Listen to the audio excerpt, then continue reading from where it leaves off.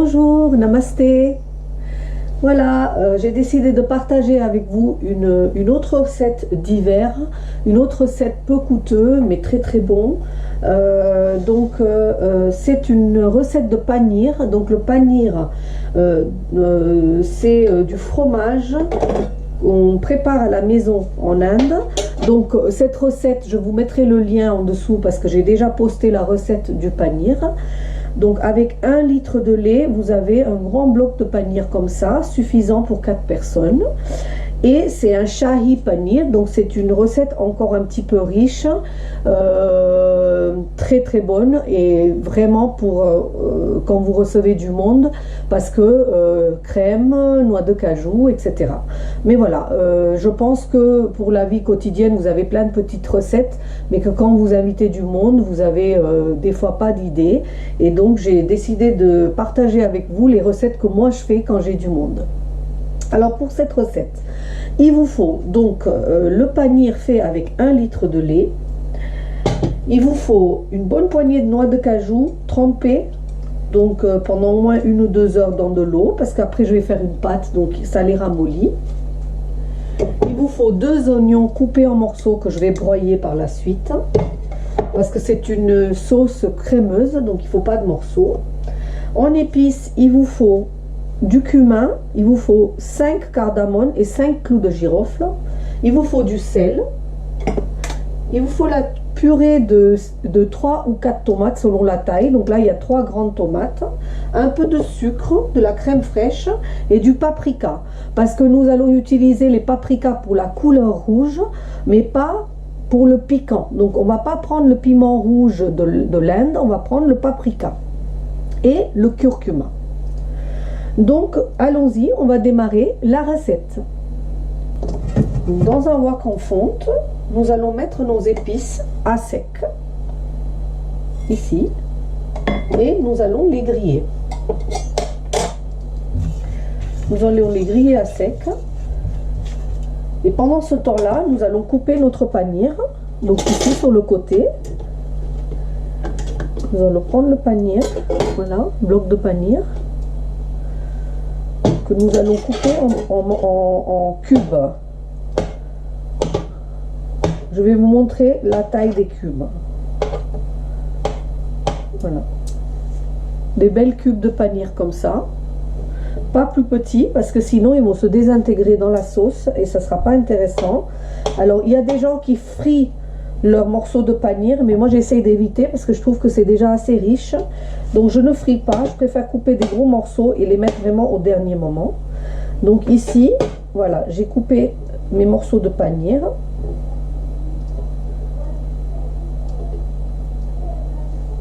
Ici, que je vais mettre de côté et que je vais mettre dans la sauce plus tard. Donc là, j'ai laissé griller mes épices. Et là, je vais les laisser ici et je vais ajouter l'huile. Ah oui, j'ai oublié de vous dire qu'il vous faut aussi de l'huile de cuisson et de la coriandre fraîche. Pardon. Voilà. Donc ici, je laisse griller mes épices.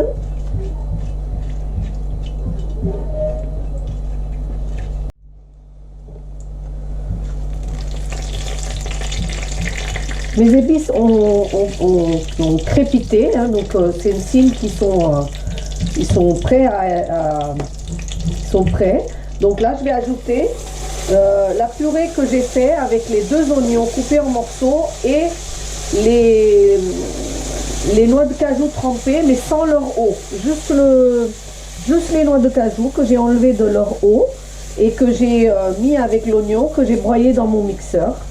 Et là, par contre, c'est très délicat, il ne faut pas que ça tâche. Donc là, vous prenez votre main qui est propre, évidemment, et que vous utilisez pour enlever toute la pâte qui est restée dans votre mixeur. Vous mélangez bien jusqu'à ce que l'huile se sépare de votre pâte.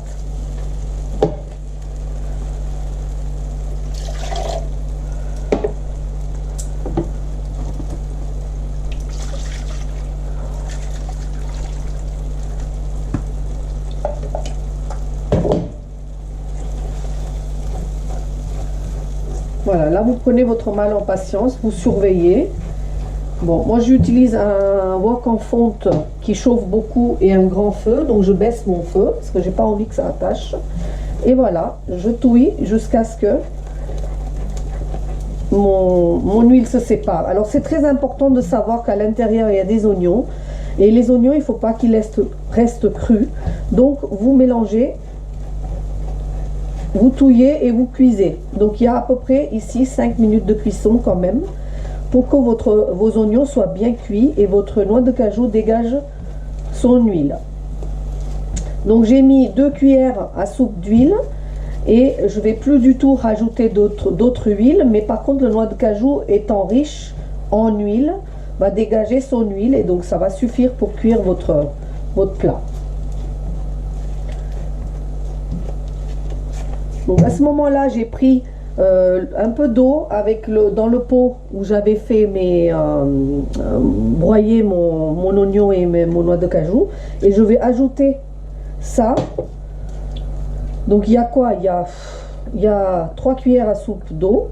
Donc c'est pour récupérer tout ce qui restait dans le pot, mais aussi pour donner un peu d'humidité à ma pâte pour qu'elle cuise bien, hein. Et là, vous touillez jusqu'à ce que la pâte sèche un petit peu.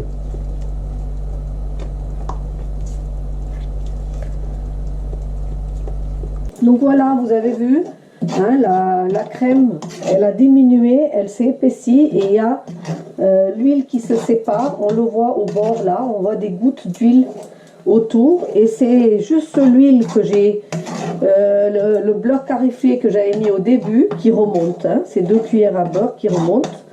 Donc à ce stade là, on va mettre les épices. Donc on va mettre 1 cuillère à café bien bondée de coriandre en poudre, une demi-cuillère à café de curcuma. On va mettre un quart d'une cuillère à café de paprika. Donc c'est pas du piment rouge parce que c'est très piquant, c'est le paprika qui est plus doux. On va mettre un tout petit peu de sucre pour contrebalancer le goût de l'acidité de la tomate. On va saler. Et une fois qu'on aura bien mélangé,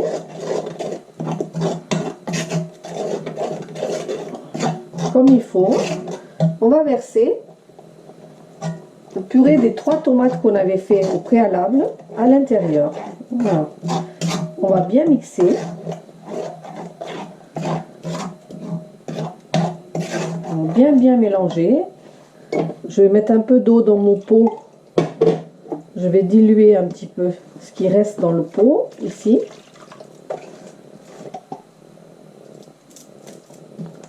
Voilà. Je vais verser le restant de la tomate qui restait dans le pot. Je vais bien mélanger encore. Tout ça sur un feu pas du tout fort.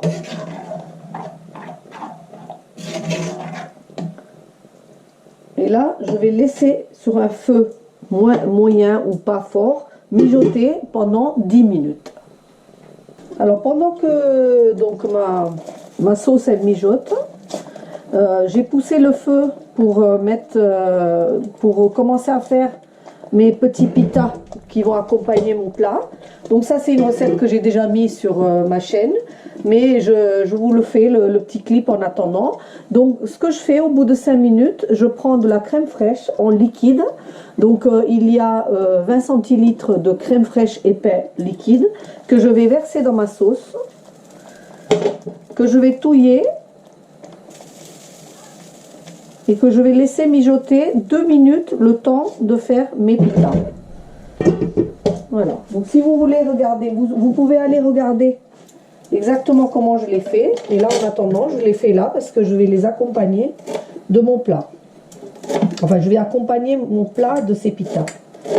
Et là, je coupe coriandre pour mettre sur le panir quand ça sera prêt.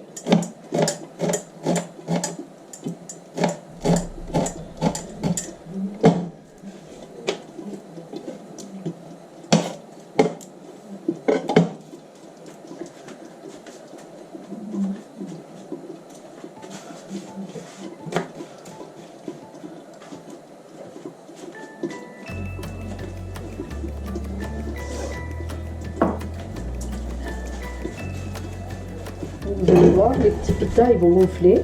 Hein.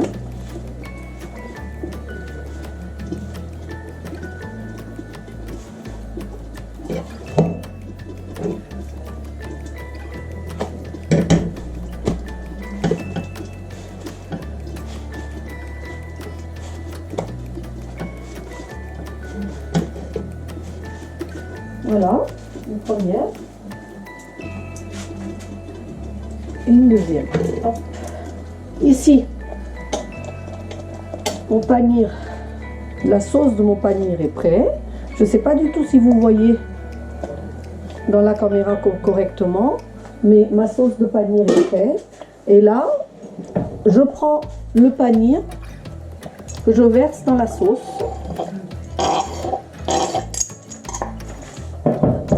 Et là, par contre, je remue vraiment délicatement pour pas casser les morceaux de panir.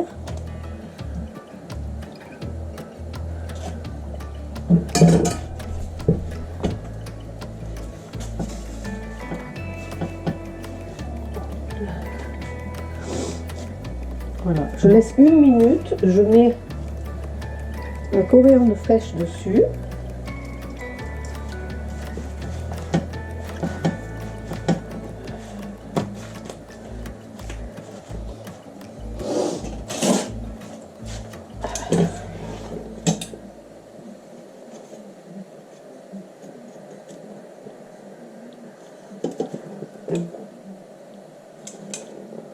Voilà, mes pitas sont prêts et mon panir il est prêt.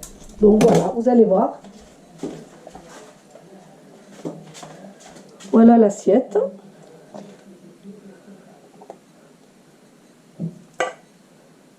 Donc voilà, le shahi panir. Shahi veut dire princier, donc royal, princier. Donc le shahi panir, une recette du Rajasthan, là où les princes vivent en Inde. Et là où il y a tous les palais, et mes deux pitas pour accompagner le plat. Alors, je vais vous mettre les liens du panir et des pitas en dessous pour que vous puissiez faire ce repas complet. Sinon, vous pouvez l'accompagner de n'importe quel légume, une purée de pommes de terre, du riz basmati. Voilà, donc essayez cette recette. C'est une recette végétarienne, ce qui est la tendance aujourd'hui. C'est des protéines qui remplacent très très bien la viande. Très très sain, facile à faire, pas cher. Et vous allez vous régaler avec des nouvelles saveurs. Voilà, donc pour aujourd'hui c'est fini. N'oubliez pas de liker, de partager et de abonner à ma chaîne si ce n'est pas déjà fait. Je vous remercie et à très très bientôt. Namasté.